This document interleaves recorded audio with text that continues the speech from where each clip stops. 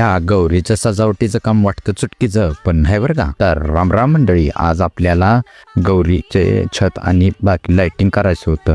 निमक अंतर झालेलं आहे. नटानं उशीर लावला नाहीतर लय लवकर झालं असतं. ही दरवर्षी जायची नट कुठं ठेवतो तीच लक्षात राहत नाही, नाहीतर अजून लवकर झालं असतं. आता राहिलेलं काम संध्याकाळी. दुपारी सर्व काम करून घेतलं आणि मग संध्याकाळी आपल्या पुजारवाडी राजाच्या आरतीला गेलो. मस्त फटाकड्या वगैरे, मोदक मिळाला प्रसाद म्हणून, एक नंबर लागला.